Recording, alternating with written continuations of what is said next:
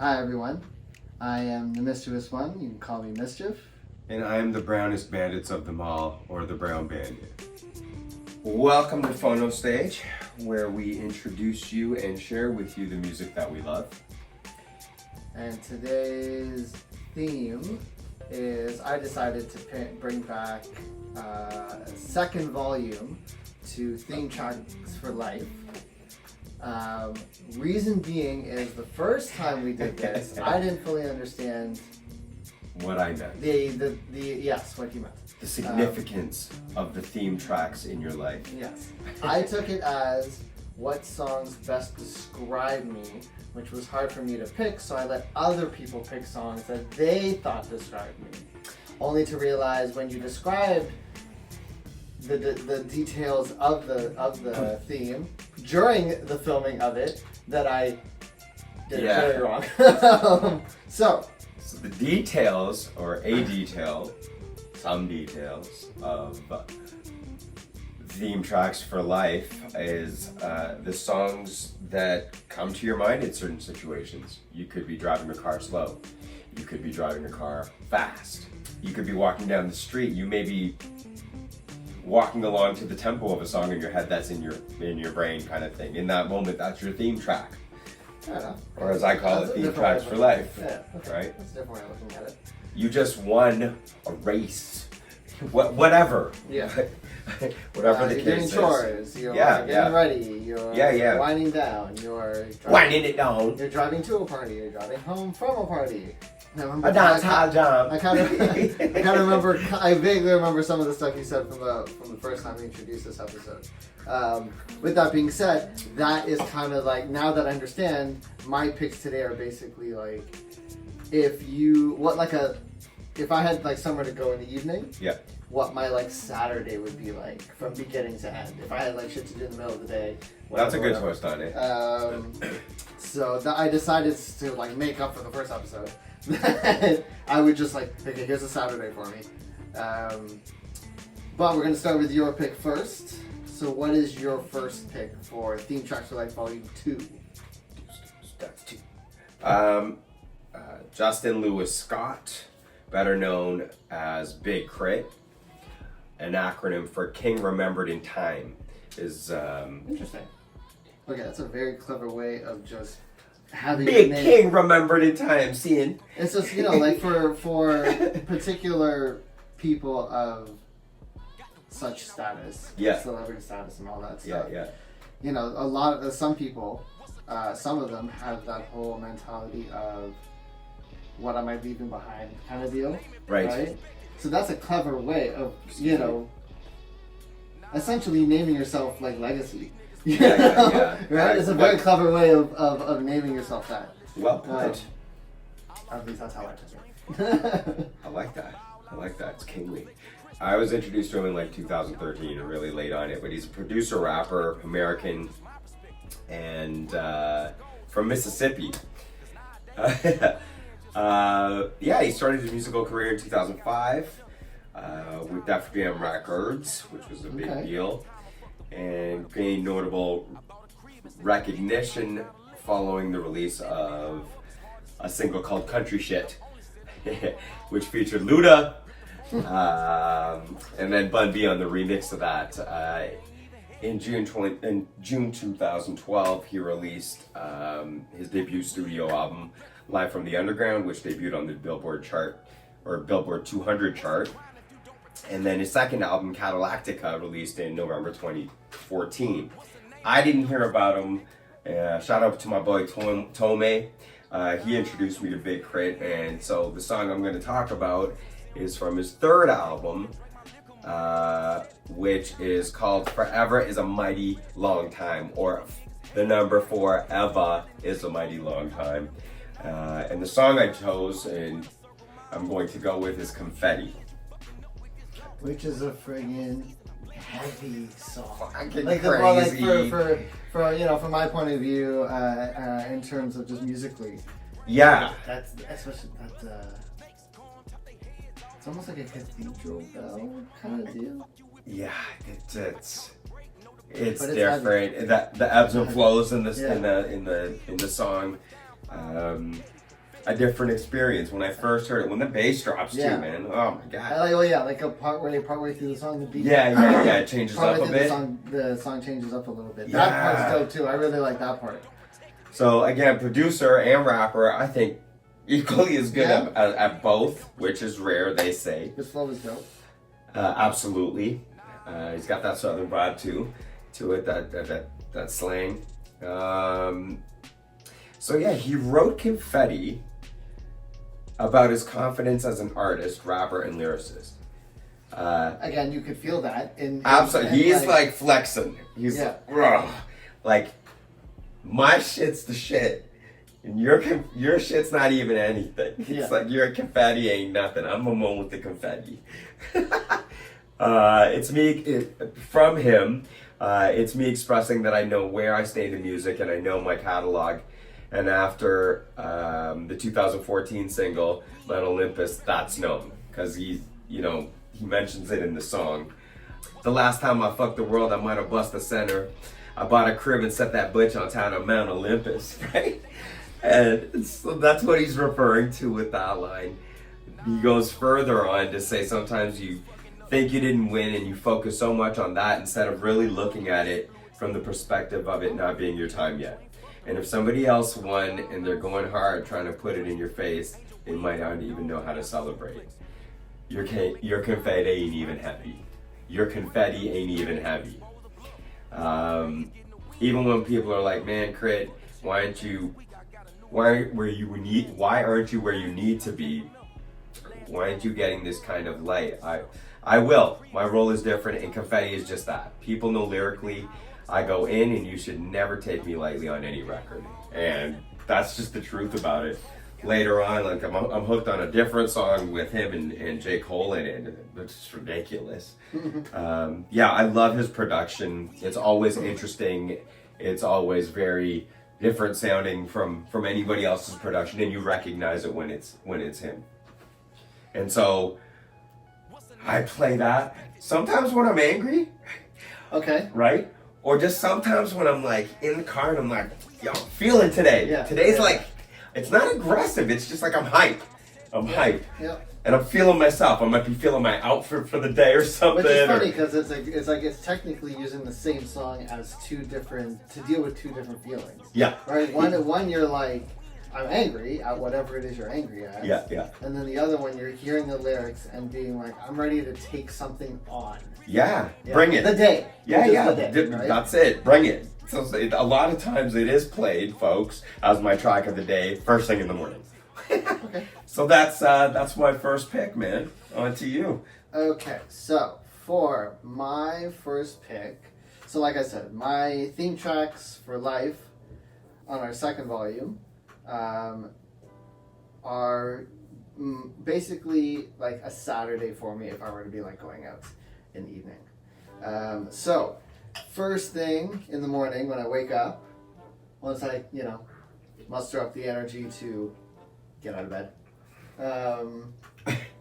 either the hi-fi sound system goes on or Bob Marley goes on, and the first song of the day, my first pick for today's volume is Miles Davis's So What.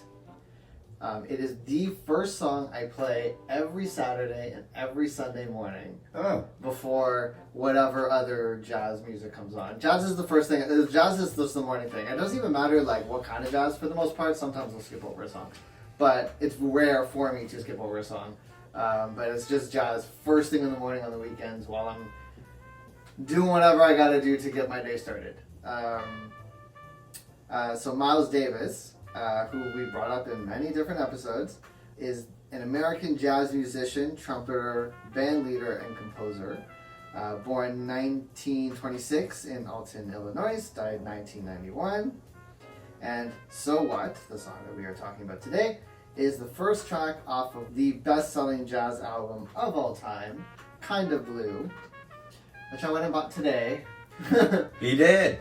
Hold on.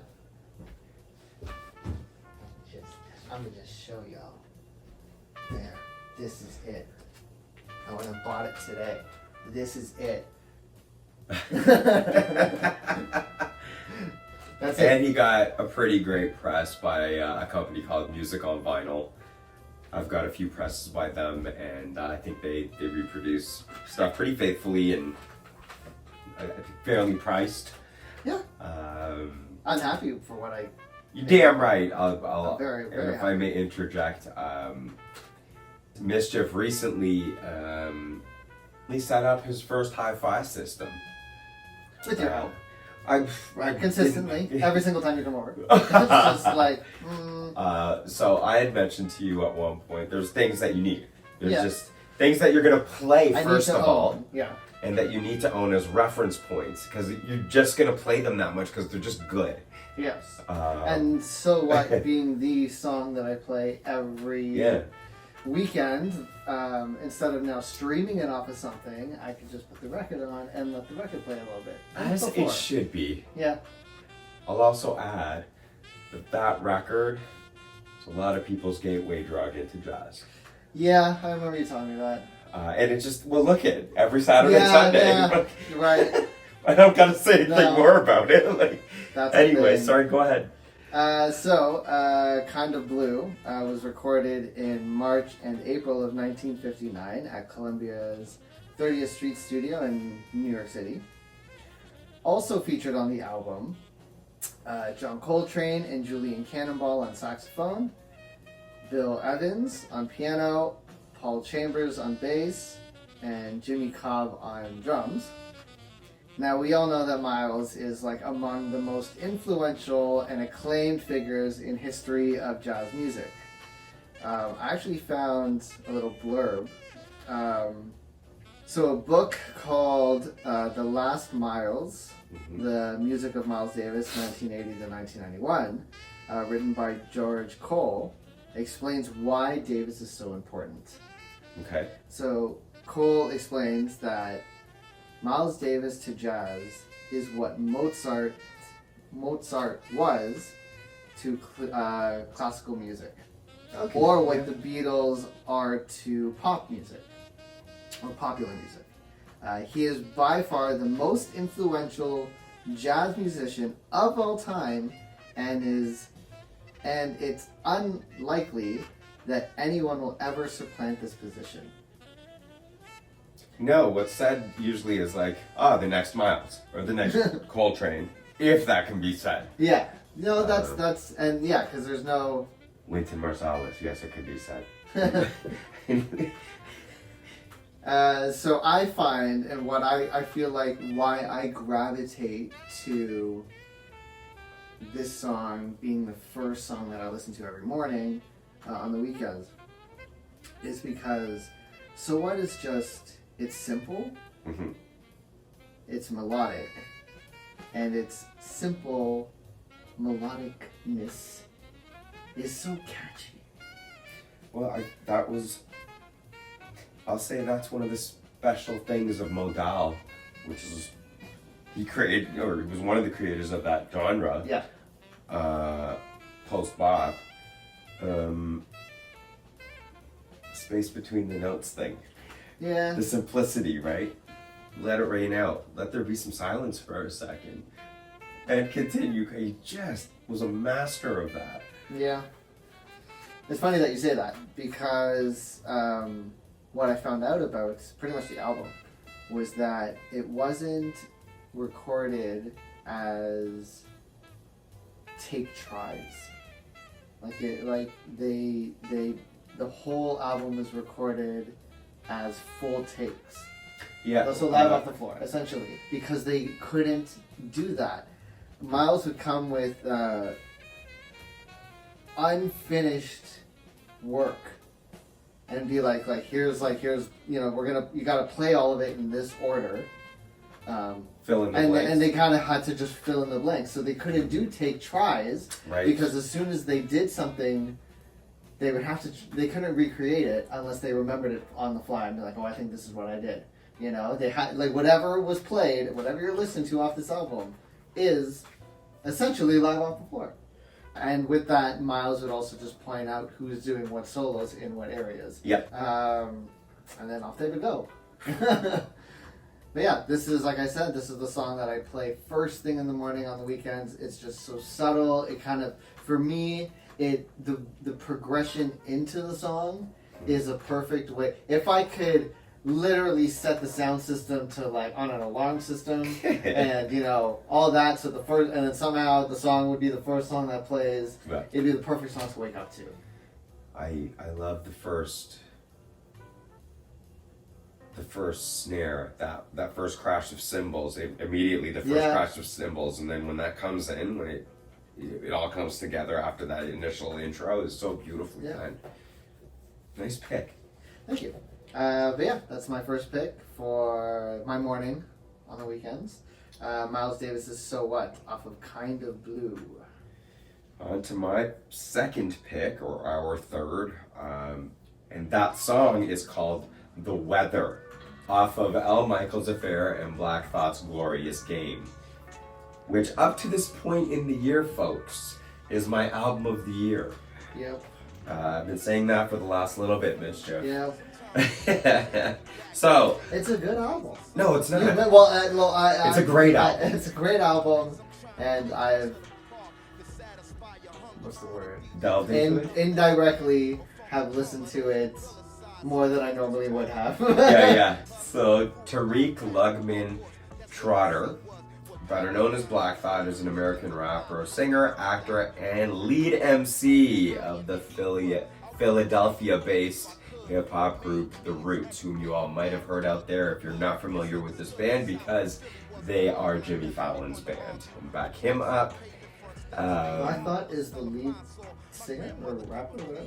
Yeah. I didn't know. So him and Questlove formed The Roots together originally. Yeah. I don't think Black Thought is brought up in GOAT status enough.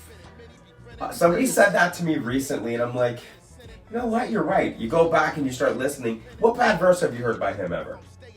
That's right. None. There's no bad verses. I was drinking. No, there was no bad verses. There it is. Anyway, I won't go on too much about that, but he is definitely regarded as one of the most skilled, incisive, and prolific rappers of his time. I will add an all-time to that. He is widely lauded for his live performance skills, continuous multi-syllabic rhyme schemes, complex lyricism, double entendres, and politically aware lyrics. So, with The Roots, he is a singer and rapper on The Tonight Show, which I just mentioned. They support Jimmy Fallon.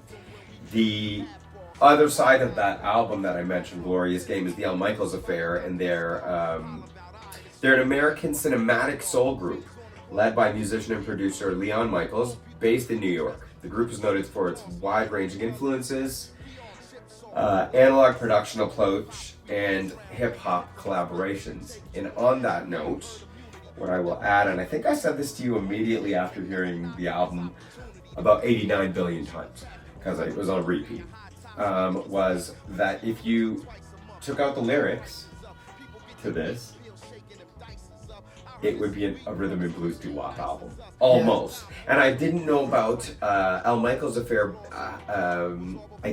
What I didn't know is I wanted to get that phrasing right. It's L. Michels Affair's genre, I guess, is cinematic soul. So when you hear that, the music on the album totally makes sense because it is very cinematic.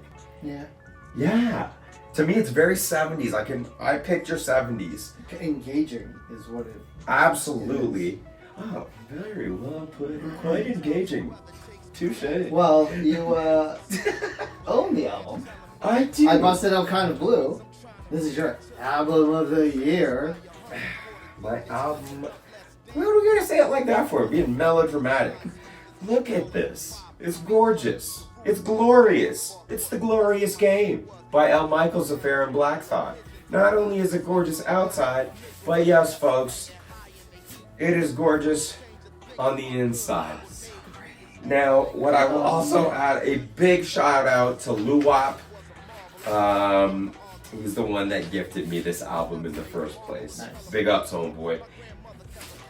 Oh, I didn't know that. Yes, you do. So that's about Black Thought and Al Michaels' affair. The song I'm going to talk about again is called The Weather. Also, where this is going back is in my regular play albums. It hasn't come out since I got it, of that stack. What The Weather is about is Black Thought reminiscing about his childhood, where he would go to the park to listen to music and hang out with his friends. He talks about the neighborhood he grew up in, where he learned about community, and saw both good and bad things happening. He ends it by reflecting on how memories and experiences shape who we are. Period. So when I hear it, the cinematic soul thing, I feel nostalgic immediately as the song starts. Period. It just, I'm seeing Kodachrome. If I was to describe it in my mind how I feel, if it was sight, it would be Kodachrome. I feel like childhood. And that's warm and fuzzy. And I love some of the lyrics, man. I some of the lyrics, right off the hop he starts, folks, with sometimes the weather takes me back to the days of crazy summers, without Blanche yelling at me to run and play the numbers. I'm trying to make it to the park to satisfy your hunger for the DJ cutting up Let's Dance a Funky Drummer. That's my steez too. That's my age group. He's 1 year older than me kind of thing. So I remember that kind of stuff. One of the things that really got to me, did your grandma? I'll talk about my grandma. Don't talk about my grandma. My nana, she always had pockets in her dresses. And she always would, like, conspiratorially, she'd just go like this in your hand, and all of a sudden there was a lovely candy in your hand, right? Yeah. But I never went and got the candies that she had sitting there. They were like yucky peppermints or something. If she gave me something, they were the candies for the adults. Yeah, I guess. But if she gave me something, she'd give me like a nice Werther's or something, you know, like something tasty, or like a Campino. It mentions in here, after sundown, you keep them curtains and the blinds closed. Watch how far back the lazy boy recline goes. Peppermints and the lazy Susan. That got me. My mom's had the lazy Susan. Never mind those. TV on whether or not somebody watching it. The flower model was broke. So on and so forth. So again, he's reminiscing about childhood, and in turn, I tend to do that, and it makes me feel very nostalgic. So it's become a theme track for life on any time that I may feel nostalgic. So it might be first thing on a Sunday morning, which is usually yacht rockish, and that Sunday mornings are usually reserved for my pops and the music he used to play. That's how I'll start my day at any time on a Sunday. Anyway, that's The Weather by Al Michaels' Affair and Black Thought, one of the goats out there, peeps. Check them out. I started you off with what I would wake up and it'd be the first thing I play. Now, at this point, a little later in the day or in the morning, the morning routine is done, whatever that is. I probably turned off jazz. And at this point, you know, either I'm cleaning the house or I'm starting to cook, or whatever it is. Do laundry, the chores. Everyone does them. We have to. Those get nasty. So my go-to in terms of genre and feel and vibe is funk. I always gravitate to funk, at least to start off with. I'll say in general, from you get back to the fun, you want the fun. Or at least it's very much incorporated in whatever it is I'm listening. Just that feel, the funk feel. Yeah. Why'd you do that, man? Because you got the fun. I'm just joking, people. Anyway, one of the songs that whatever playlist it is that I end up playing, one of the songs that has to be on the playlist is James Brown, Papa Got a Brand New Bag. I don't know why, but it just has the right vibe that I need to pick up myself enough energy to do whatever it is that I'm about to do. Okay. Other than that, I'm just doing it, I just want something to dance around the house too, kind of deal. So James Brown. Who that? Well, he was born in 1933 and died in 2006. He is an American musician and singer. And in my eyes, at least, one of the original fathers of funk and a huge figure of 20th century music. Like the original father of funk. The original. Well, I didn't want to say. I wasn't. I like. Just say it, man. It's okay. Godfather of funk. Godfather of funk. Godfather of soul. Godfather of soul. Godfather of soul. I was like, Precursor what to is funk, it? though. Papa Got a Brand New Bag. It was a 2-part release in 1965 and recorded in one take. Oh. Right? Would you love that one take? Yeah, it's... Sorry, you guys with your one takes? I picked the songs, I do the research. Yeah, that's what it. I find out, whatever I find out. It is what it is. This is his first song, James' first song to reach top 10, peaking at number 8 on the Billboard Hot 100. Okay. This track also won James his first Grammy Award for Best Rhythm and Blues Recording, and it was inducted into the Grammy Hall of Fame in 1999. Did not know that was his first Grammy. I would have thought that came before that. So So this is early James Brown then. So entering his stride. Well, with that being said, it's actually really funny that you say that. Papa Got a Brand New Bag. The bag part of it is actually Brown referring to the fact that he now has a completely different approach to music and creating his brand new bag. Right. So it's really funny that you say that, because it was literally like he's just getting into his thing. Well, he's just like, this is like his new bag of tricks. Yeah. You know? As a way of putting it. And lyrically, the lyrics sing the praise of an old man brave enough to get onto the dance floor at a nightclub, which I have seen many. I wasn't referring to you. I didn't even look at the camera. I was like, I wasn't even referring to him. I was referring to clubs that I went to, seeing either an older couple or just an older dude, and he's like, he doesn't care. He gives her. Just give her. Papa Got a Brand New Bag. Musically, the band, the JBs, provide this horn-heavy backdrop with a really prominent rhythm going throughout the entire song, and the guitar, the electric guitar for the hook. Yeah. The guitar riff for the hook. And then Brown, I don't know if you've noticed this, Brown and the band placed an overwhelming emphasis on the first beat for every single measure. I did know that. So like it's a hit every single time. Yeah. Usually you would have that over like 16. Yeah, here and there. Yeah, here and there, putting emphasis on the fact that there's a chorus. Yeah. Or that you're halfway through the verse even. Or this is the bridge. But to do it every single time. Yeah. I think we changed it. That's music history right there. Yeah. Boost. This is also the first song that Jimmy Nolan Yep. was on guitar. And when they recorded the song, the release was actually edited and sped up for the singles release. Mm-hmm. Increasing, which obviously at the time when you're speeding up any kind of record or recording, it's a physical kind of increase. So it physically changes the way the audio sounds.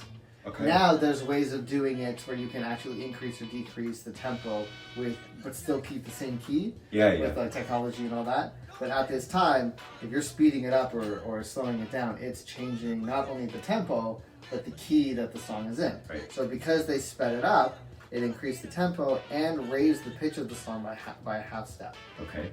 The unedited version with the original speed was released in 1991.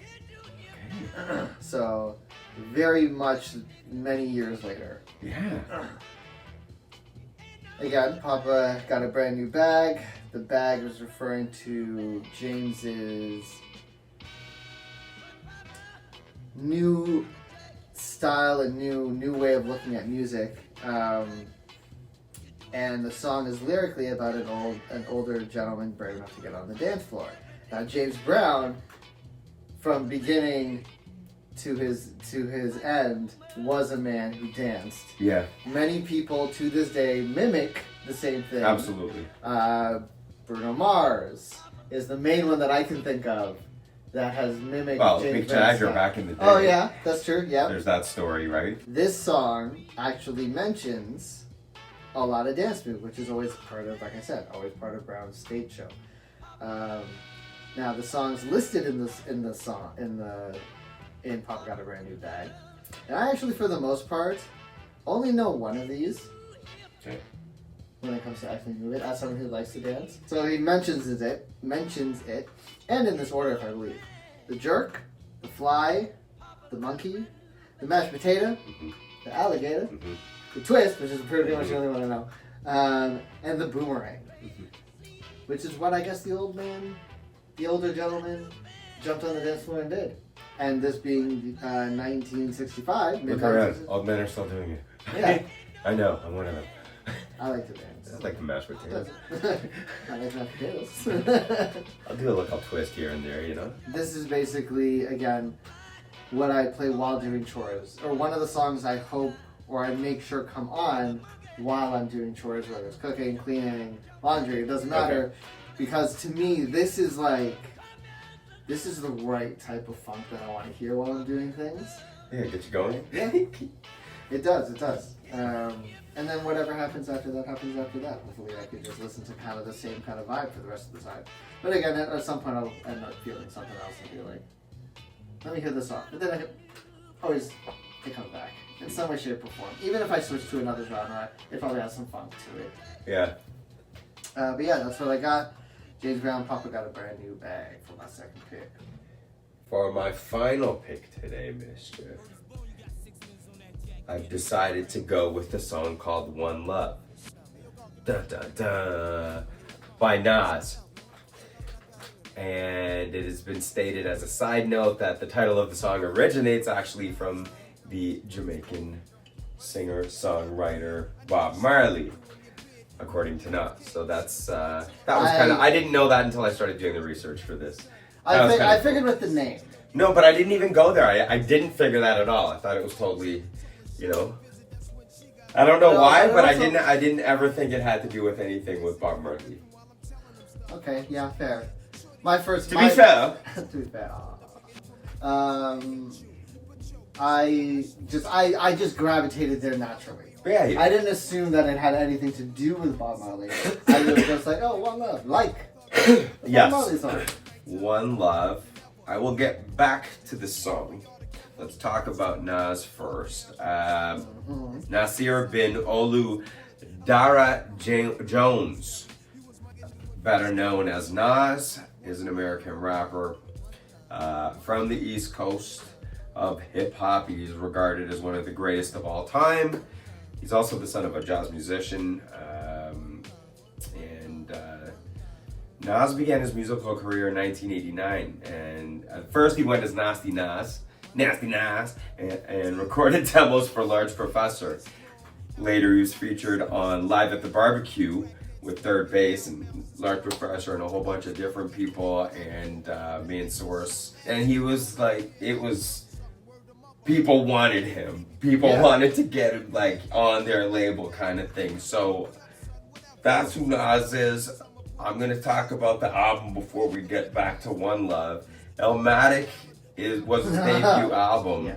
Just really quickly, it was released in '94 on Columbia with the help of MC Serge from Third Bass. And just was like nothing that had ever come before because of the production on it, aside from Nas's lyrical prowess on it, which is great on it. So in New York, Chung King Studios, and as well as D&D Recording. DJ Premier's on it, Large Professor's on it, Pete Rock's on it, Q-Tip's on it, and Nas himself. And it was styled as hardcore hip-hop after that kind of thing. So multi-styles and internal rhymes and inner-city narratives based on his own experiences. That's what Illmatic was about, right? So One Love is composed of a series of letters written by Nas to his incarcerated friends, one of them being Cormega, that had occurred prior to and after the receiver's imprisonment. That's what the song is about. Yeah. Okay. So Cormega is a rap artist as well, and they used to be good friends. Later on they weren't, but that's a whole different story. It has samples of the Heath Brothers' Smilin' Billy Sweet Part 2 and Parliament's Come In Out of the Rain. And in the song's first verse, Nas references fellow Queensbridge MC Cormega, who I just mentioned, whose rapping career had been put on hold due to his incarceration during the early 90s. One Love is the 5th release and final release off of the album. Okay. It's one of the go-tos on that album, even though I love the whole album. It's more like, that one I'll always play. That one I'll always play. Yep. That goes on other playlists. That like always comes back. So he released it again as the last single off Illmatic, and it was released on my daughter's birthday, actually, October 25th, just a year earlier, 94, on Columbia. And the song was produced by Q-Tip from A Tribe Called Quest, who also contributed to vocals on it. You know, he's the one saying One Love or singing One Love in the chorus line. To me, back to why it's a theme track for me, Yes. combines both songs that I mentioned earlier. One makes me feel nostalgic, one makes me feel hype. This does both for me, kind of thing. Because I was there for this. I remember this coming out. I got the cassette. I got the wax. It got stolen. I got the wax. It disappeared. I still got a next wax.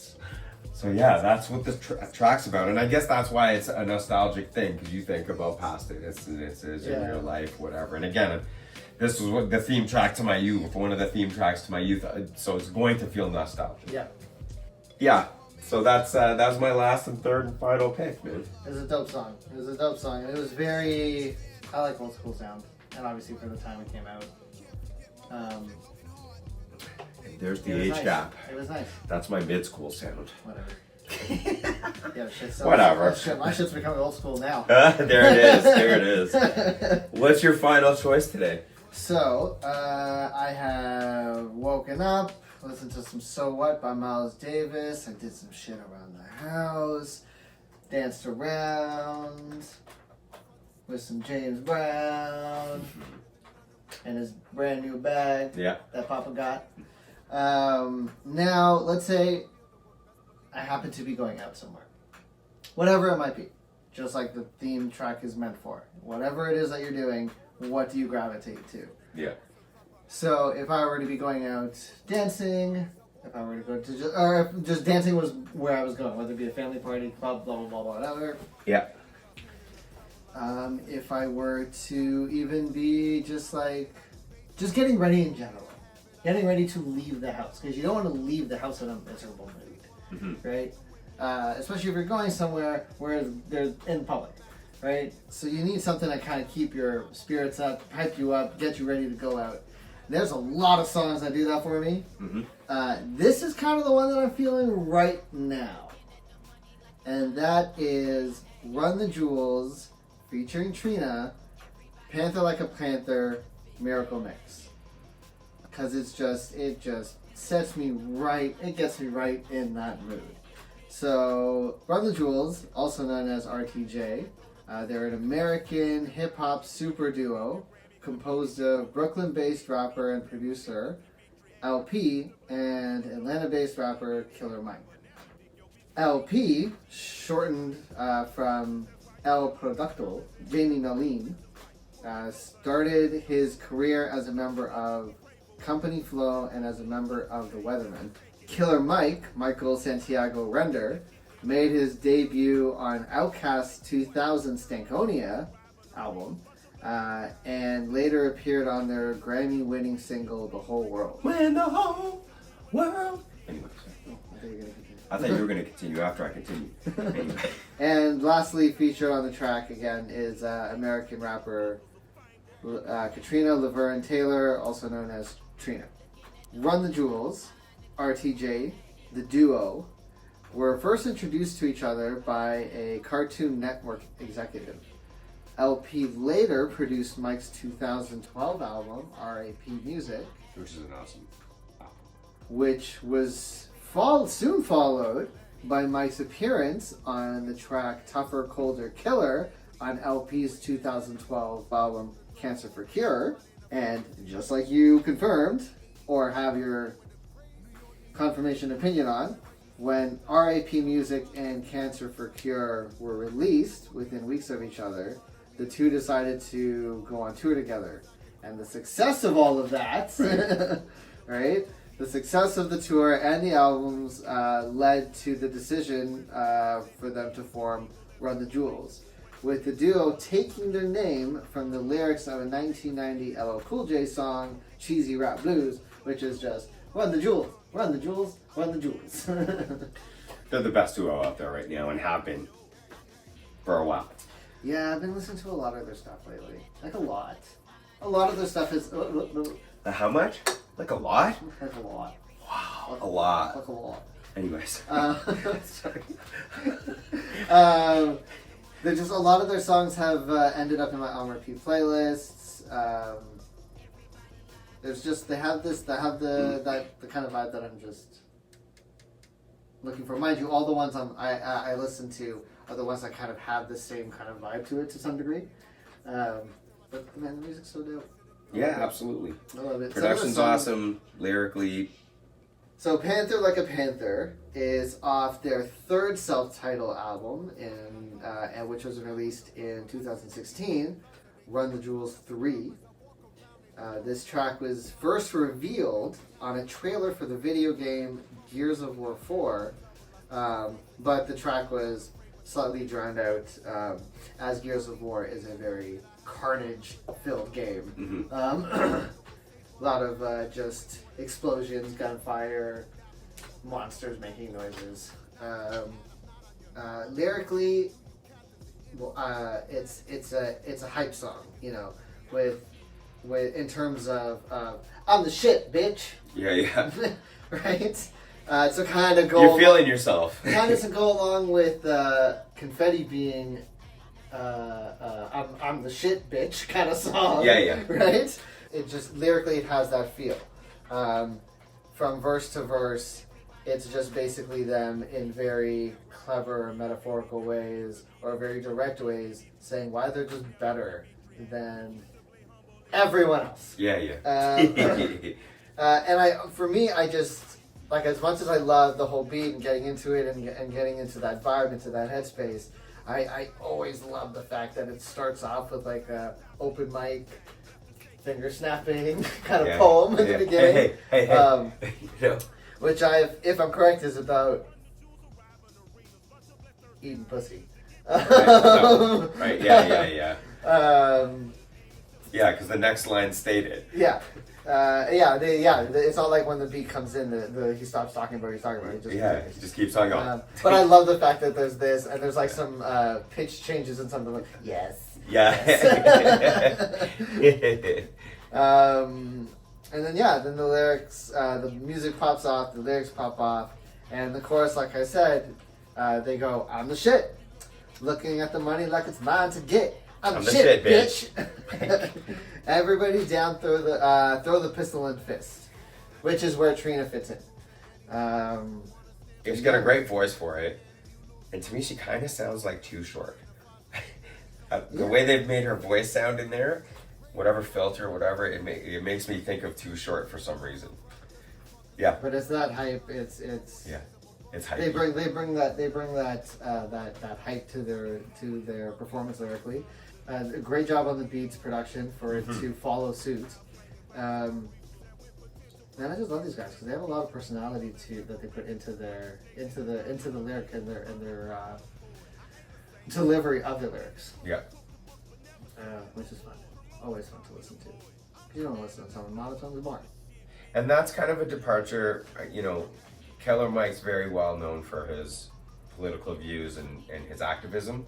Okay. Which are in a lot of his songs and his newer tracks. This is just fun as well.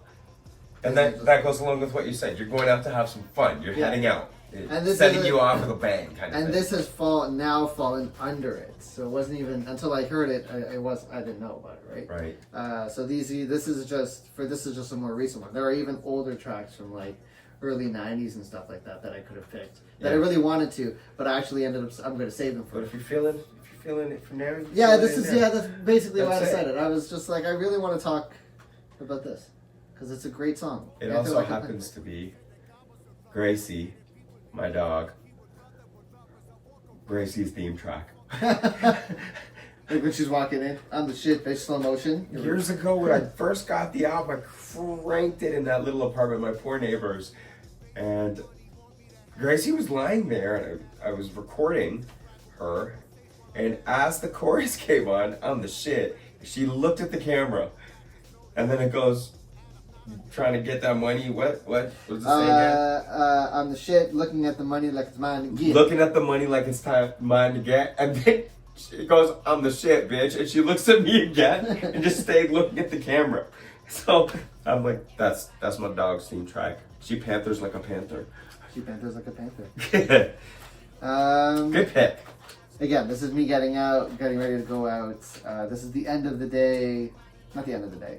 This is the end of the day going out to begin my night. Yes. One of the tracks that I used to hype myself up. Run the Jewels featuring Trina, Panther Like a Panther, Miracle Mix. So let's recap for our theme tracks for Life Volume 2. So what did you... I started out with Confetti by Big K.R.I.T. Yes. And then I started off with my morning ritual on the weekends with Miles Davis's So What off of Kind of Blue, which I bought today. Then I moved on to Al Michaels' Affair and Black Thought, The Weather, which is a nostalgic and awesome childhood listen. And then I went to James Brown, the Godfather of Soul, Father of Funk. Yeah. Papa got a brand new bag for my chores, cooking, middle of the day. Steez, I was gonna say that, but I wasn't sure. Styling Ease. You do it with Styling Ease? If that song's on, perhaps. Okay. And for my final pick, One Love by Nas, which is a flex and a nostalgic listen for me. And I ended with my getting ready to go out, hyping myself up to keep my spirits up and enjoy whatever it is I'm about to go and do. Run the Jewels featuring Trina, Panther Like a Panther, Miracle Mix is what I ended off our Theme Tracks for Life Volume 2, which I now understand. High five! High five. And yeah, that's it. Thanks for watching, guys. And just go check out our picks. Our theme tracks for life. Maybe it'll become your theme tracks. Peace. See you guys.